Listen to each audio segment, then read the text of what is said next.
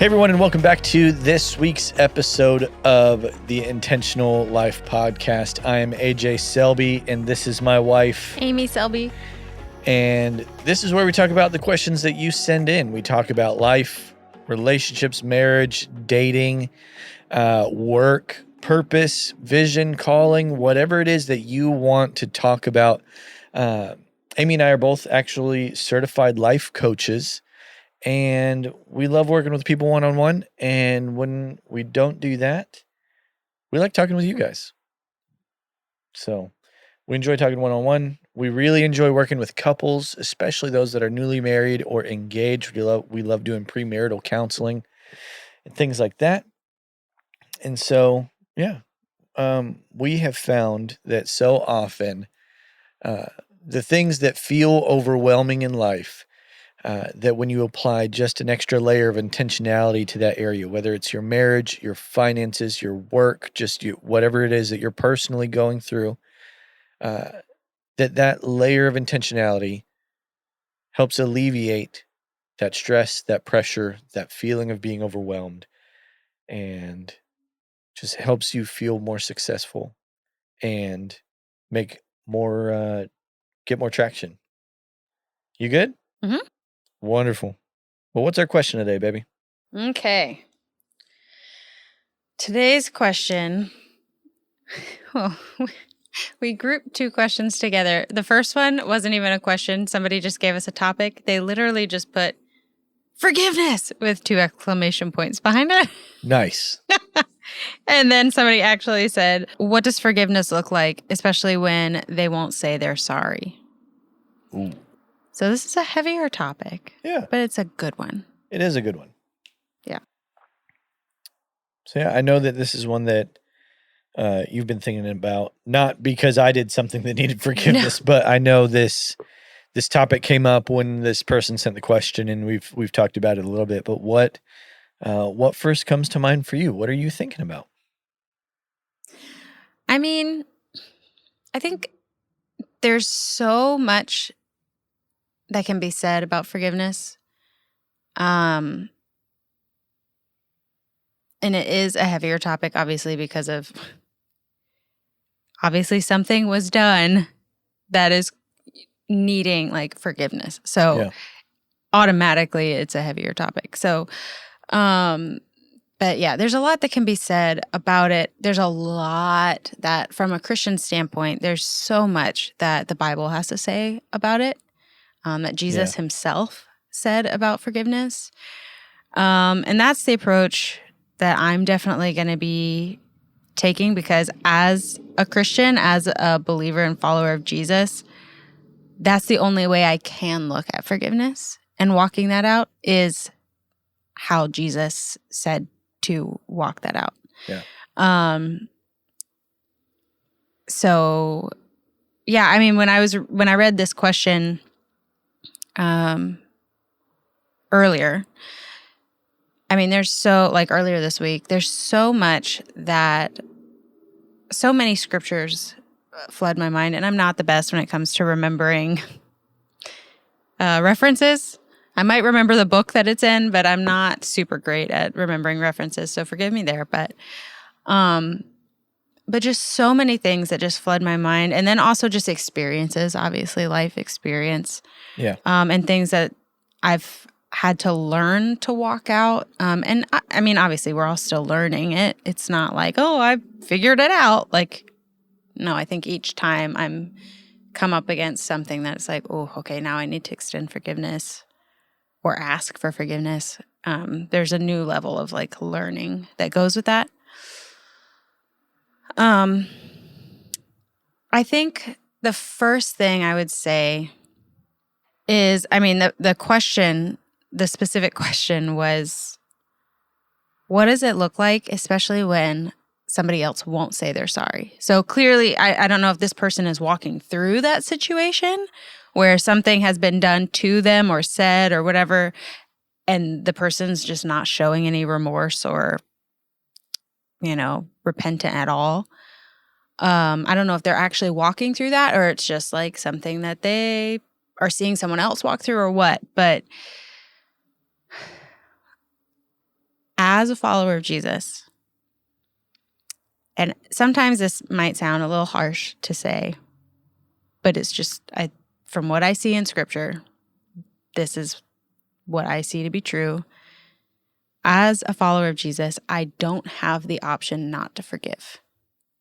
Yeah. Do I have free will? Yes, as a human being, I have free will. But when I surrender my life to Jesus and I say, I am going to walk the way you have said I should walk, I give up my option to not forgive. Yeah. I give that up if I say, I want to be like Jesus. I want to be obedient to, wow, I'm sorry, I keep hitting this microphone. When I say, I want to be like you, Jesus, I want to be led by you. I want my life to look like you. That's me giving up, yielding my right to withhold forgiveness. I no longer have that right because Jesus says, as I have forgiven you, you now need to forgive. And there's so many different times throughout the Gospels that Jesus specifically gives examples. He gives parables, or the disciples are specifically asking him, how many times do we forgive people? And Jesus gives examples over and over and over of, if the Father's forgiven you, Yeah. you can't not forgive. Right. And that's really hard to swallow, especially when we have been wronged, like genuinely. Because there's so many things in our lives where we take offense to things that are just stupid, and somebody doesn't even know. I feel like the majority of things that we're offended by are things people don't even know they offended us. There are times, obviously, yes, people know they offended us, or they know that they hurt us, or they did something intentionally, or there's really difficult circumstances, ones I can't even fathom walking through. And it's a hard pill to swallow, to say, sorry, you don't have, if you're not a believer in Jesus, I guess technically you haven't given up that right to say, no, I'm not going to forgive you. But as a believer, I have to humble myself and say, I'm going to choose to forgive. And also, forgiveness is not a feeling. It's a choice. Yeah. It is a conscious choice to forgive, to let, like somebody put it, there's so many different analogies of what forgiveness is like. I remember somebody said an analogy one time, I can't remember where, if it was in a book or somebody said it. It's like letting go of the other person's throat. It's like you've got them by the throat, and simultaneously you have yourself by the throat, and it's letting go of both. And I think a mentor of an old boss of ours, a mentor of ours also talks about it as like dropping the ammunition. Truly forgiving somebody. It's not forgetting things that have happened. Right. But it's dropping the ammunition of, I can shoot this back in your face at any time. Like, let that go. Because our God doesn't do that to us. Yeah. He doesn't. And forgiveness has nothing to do with, true, genuine, godly forgiveness has nothing to do with, you wronged me, are you repentant or not? Are you showing any remorse? Have you said you're sorry? Have you apologized? That should have no grasp on my choice to forgive you. Yeah. Absolutely not. Because Jesus didn't do that to us. And so I'm actually being disobedient if I withhold forgiveness from someone. Yeah. Because they didn't say they're sorry. And I'm not saying it's easy by any means. By no stretch of the imagination is forgiveness, especially for something that's really difficult. I'm not trying to brush it off and say, well, you have to forgive, so it's easy.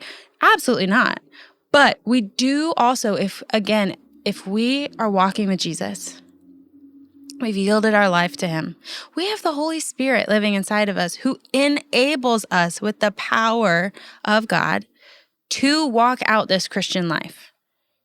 He enables us to do things we cannot do in our own natural strength, like forgive someone who has genuinely wronged us, betrayed us, hurt us, physically, emotionally, spiritually, in whatever way they have hurt us or wronged us. He is the one who enables us. I don't think we can genuinely forgive like that apart from him. Yeah. Because if we don't understand how much we've been forgiven, we'll never genuinely know how to forgive. I don't believe. And there have been times in my life where the most painful things, the Holy Spirit, it's like he taps me on the shoulder and he goes, forgive right now. Choose to forgive in this moment. Yeah. Even while this is happening, choose to forgive. Because if you don't, you'll become bitter. You'll become hard-hearted. And also, God's not wagging his finger at us going, how dare you not forgive? It's his kindness and his love for us that's like, forgive them. Forgive them. And also, we don't truly heal until we forgive. And I'm not saying it's not a process at times. I'm not saying it's like one and done. No, that's usually not the case. There's so often where it's a daily choice where... Sometimes literally minute by minute. Yeah. Sorry, I was going to let you finish. No, I was just saying where it's a daily choice. Yeah. That you wake up every day and you're like, I thought I dealt with this yesterday. Guess I got to do it again.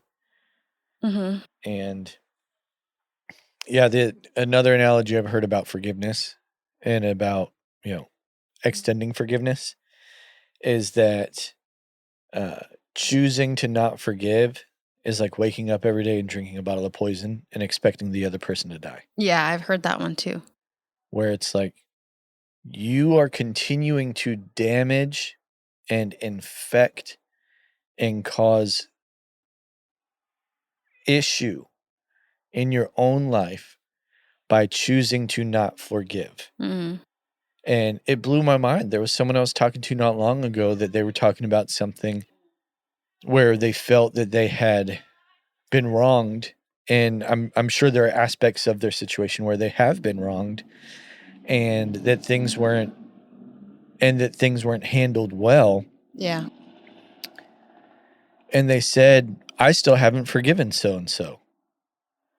And I just kind of looked at them and I didn't really say anything. They're like, I know that I need to, but I'm not there yet. Mm. And I'm not ready yet.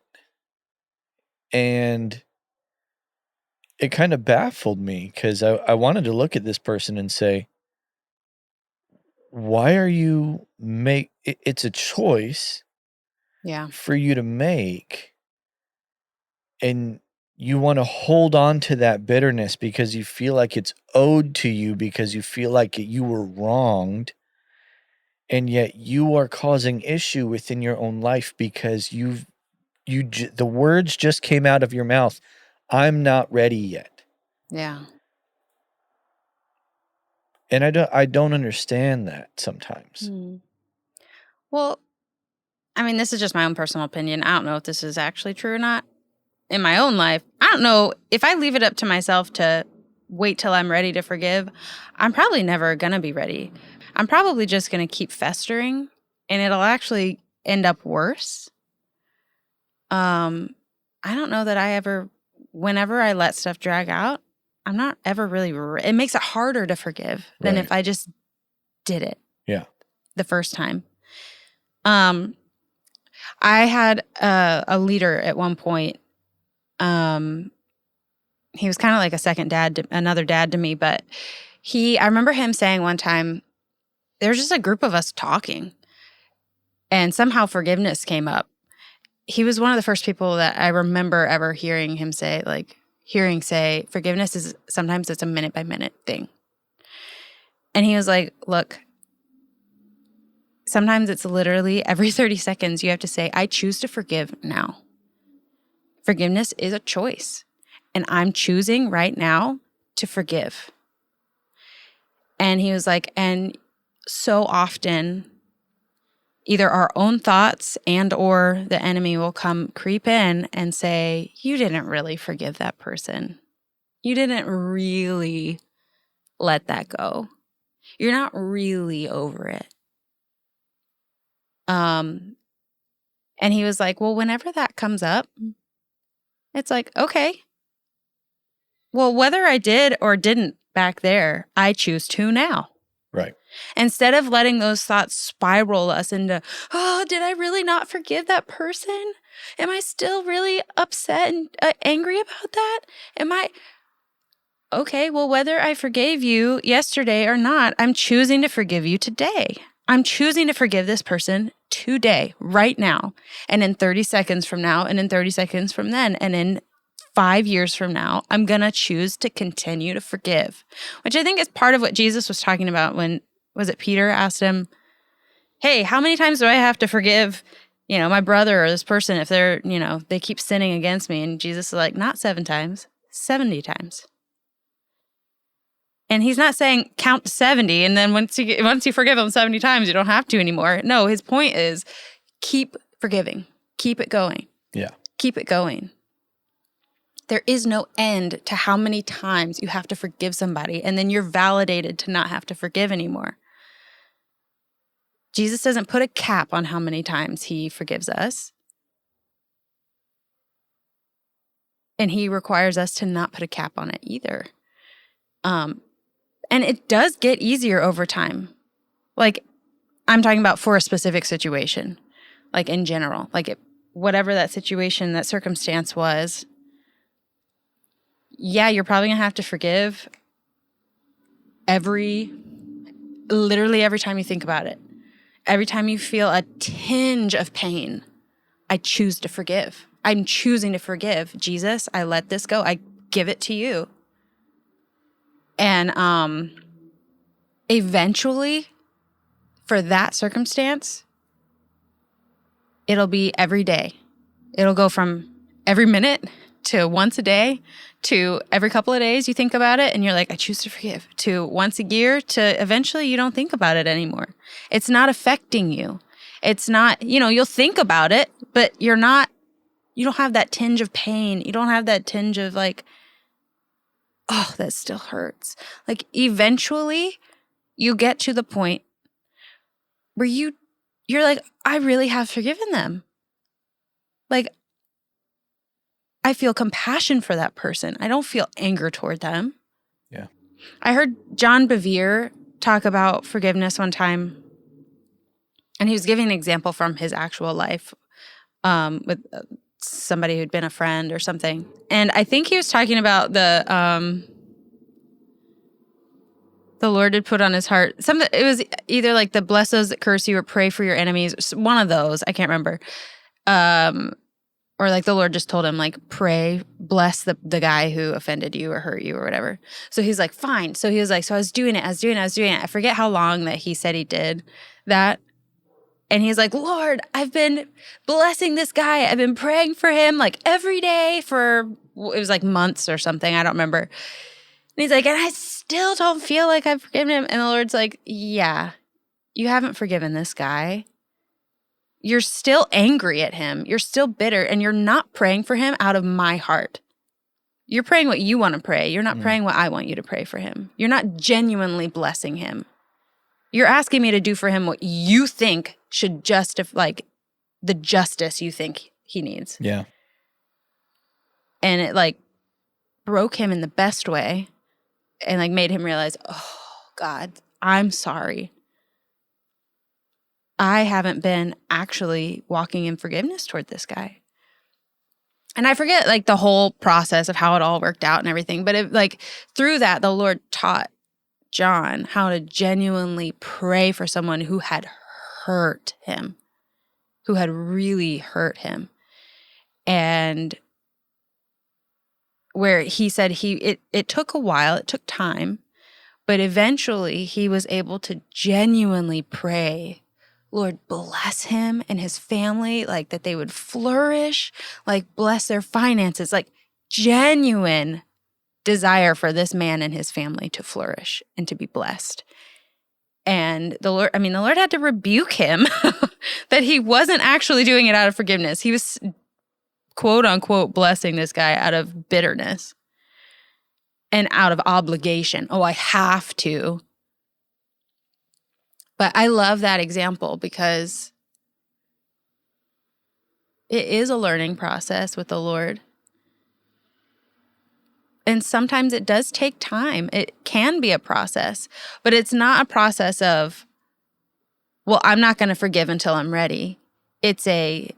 Forgiveness may not be full and complete for a while, but I'm choosing to start today in the middle of the deepest part of that hurt. Yeah. I'm choosing it right now. And that's hard. And we will not be able to do it without leaning on the Holy Spirit in us. And it's like, if I don't have the heart to forgive them, Jesus, give it to me. Yeah. Give me your heart for this person. Give me your compassion for them because I don't have it. And it's taking everything in me to ask for it, but give it to me. Yeah. That's hard, but that's what we're called to as believers. Yeah. Absolutely. And one thing we've kind of talked about it a little bit, but I want to touch on that is key in their question is that forgive someone that hasn't said sorry. Right. And we've talked about it, but I want to make it explicitly clear that forgiveness is not about the other person. Well, it's not contingent on the other person. Correct. Well, yeah. I mean, I get what you're saying. Yeah. Forgiveness is not about the other person in the fact that they have no bearing on your choice to forgive. Yeah. It is 100% solely on you as an individual and as a follower of Jesus to make the choice to forgive. Regardless of what they have done, regardless of whether they have shown any remorse or if they've said they're sorry. Mm-hmm. It is 100% on you. Yeah. There are people in my life that have no idea that they wronged me in such a hurtful way. And because I had to walk through forgiveness with myself and the Lord for that person. They are oblivious to the fact that they hurt me or they hurt my wife. And there are things that we've walked through where we have had painful conversations where we have said, we choose to forgive this person.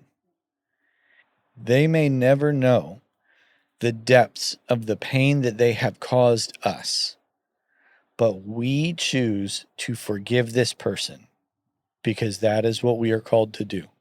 Gosh, yeah. There's so many little things I want to touch on. It's like, it's such a big subject. There are a few little things I don't have to dive deep into, but I do want to point out. I want to bounce off what you were saying for a second first. Where it's like the people that don't even know that they did anything. First of all, you may have heard somebody say this to you before, but if you haven't, I'm going to say it. Do not go to somebody who doesn't know they've offended you and say, hey, I've been holding unforgiveness against you, and I just want you to know that I forgive you. Don't do that because they don't even know what they did. If it's something that somebody did that was actually offensive, like they said something to you or that something that was outright hurtful. Mm-hmm. Like, that's when the person's probably aware that they did something they shouldn't have done. They said something, they did something they shouldn't have done. That's when it's like, okay, that's okay to go to that person and say, hey, can we talk? I forgive you. I love you. Can we talk? Just don't go to somebody and tell them that you forgive them and that you've been holding stuff against them for something they don't even know they did. Because they're going to be like, what? I didn't even...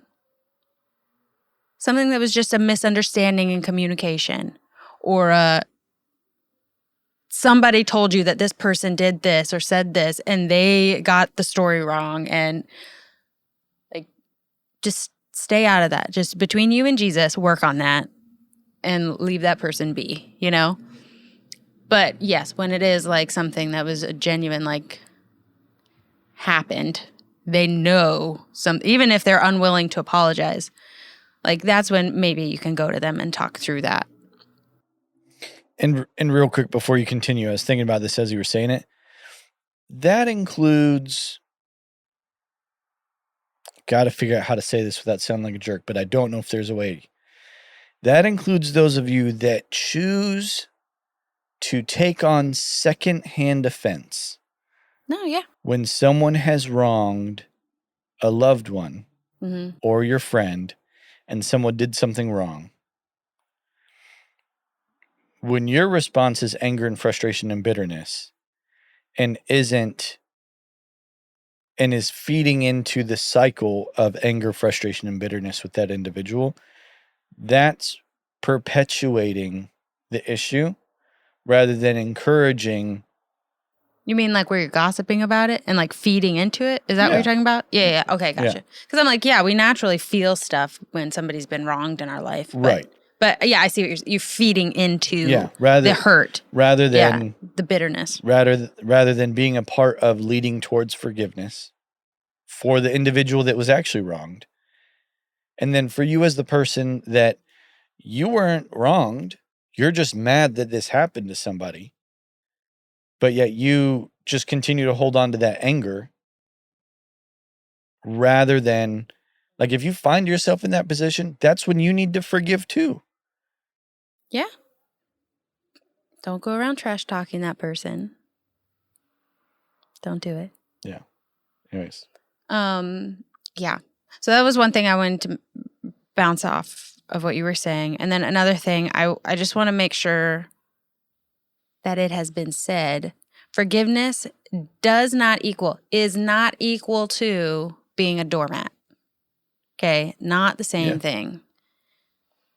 It is not, well, you can just keep hurting me over and over and over, and I'm just going to do nothing about it. I'm going to say nothing about it. I just forgive you, and I'm going to be this sheepish little doormat. That's not even biblical. Like, I don't know where people get the idea. Like, Jesus laid his life down. He wasn't a doormat. There's a difference. Yeah. He didn't let people trample him on the daily. He chose to be obedient to the Father and lay his life down. Like, there's a big difference between those things. And you can forgive someone and they not be in your life anymore. And I'm also not saying just because you have to forgive somebody, oh, you should cancel them. They should be out of your life. Right. Because also that can probably come out of a place of bitterness or just whatever. Yeah. But be wise. Sometimes you may need to seek counsel about what to do with that situation. Does this person need to be in my life? It's especially hard if it's a family member.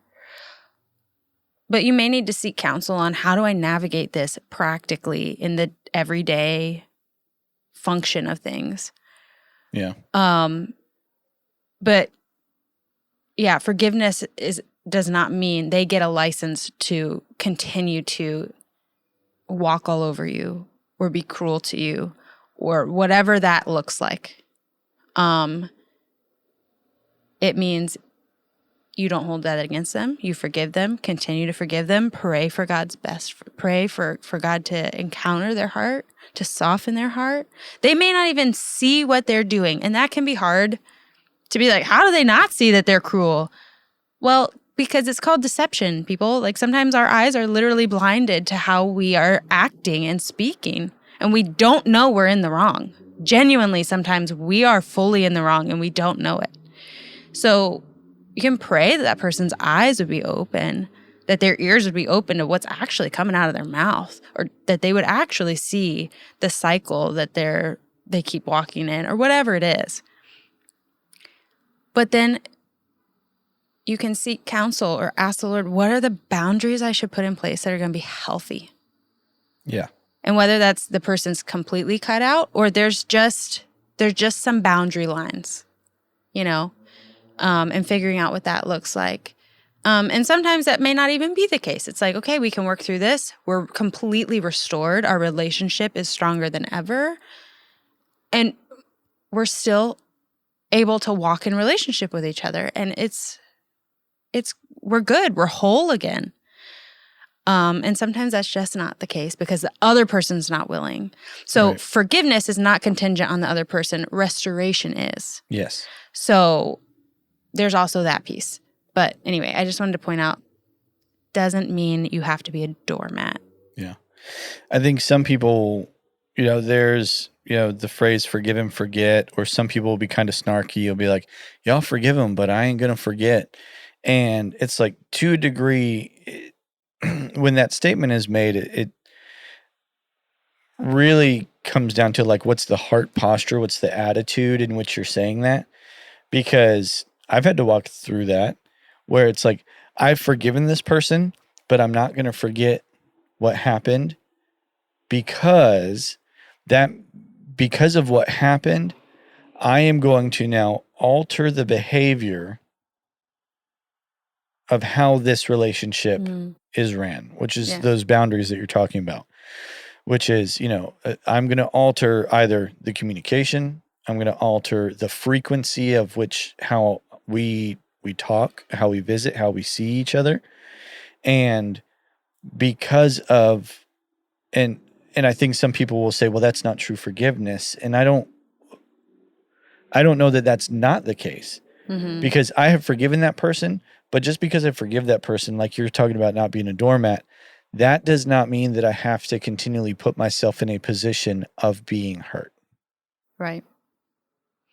And I want to say, so forgive and forget.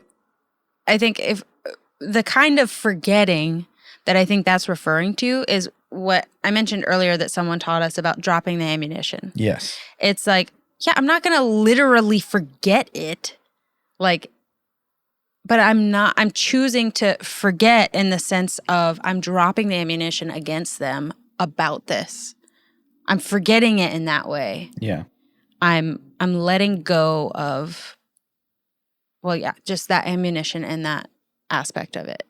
But it doesn't mean you literally cognitively throw it over your shoulder and forget about it, that it ever happened, and you have amnesia. Relational amnesia. No, that's not what we're at. That's not that is not healthy. Yeah. But I think it lends more to dropping ammunition rather than actual forgetting. Yeah. But when people are snarky about it and, well, I'll forgive, but I'm not forget. Girlfriend, you clearly haven't forgiven. You need to do a little more work. Yeah. On that. Yeah. Do you actually want to forgive? Because if you're choosing not to forget in that way, I don't think you actually want to forgive. Yeah. Just because you're cordial around them doesn't mean you forgave them. That's the truth. We live with people every day that we're cordial around, but we're have a chip on our shoulder because they did something or said something that irritated us. It wasn't actually an offense. And we hold it against them. And then in 20 years, we blow up and we're I don't know. Anyway, sorry. Yeah. A little tangent.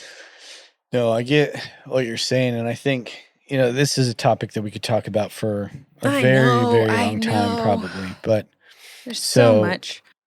To wrap it up. We just barely scratched the surface of Yeah. of what that is. To wrap it up, it's make the choice to forgive because it's what we're called to do. Forgiveness is about you and not contingent on the other person's behavior. And if necessary, place boundaries. Mm-hmm.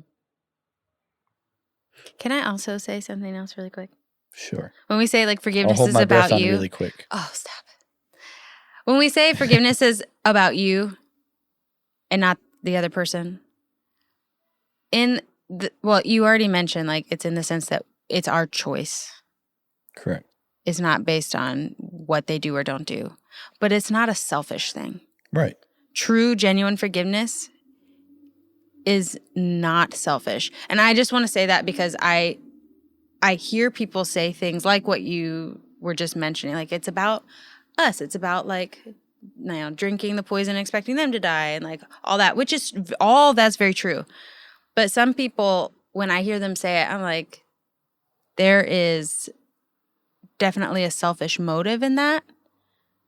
That's like, well, I don't want to suffer, so I'm going to forgive them. And it's like, no, I don't want you to suffer either.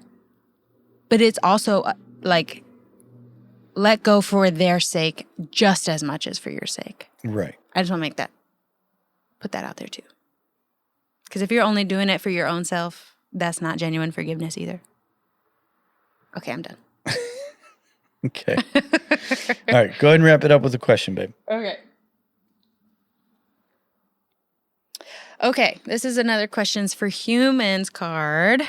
What household chore do you hate the most? Oh, man. I was actually just thinking about this yesterday. Ironically enough. Household chore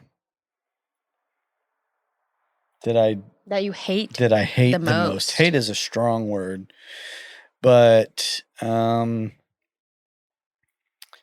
think probably the household chore that I hate the most is vacuuming. Really? I think so.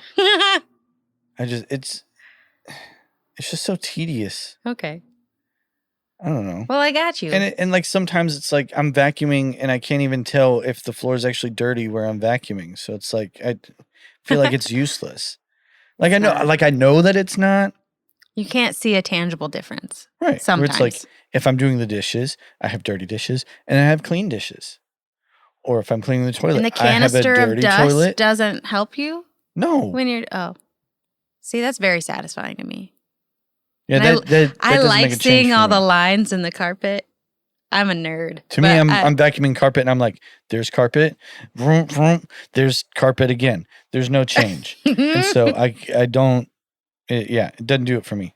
I have clean dishes and then I have dirty dishes. I could have a dirty toilet and then I have a clean toilet. Yeah. And then, or there's trash and then there's no trash.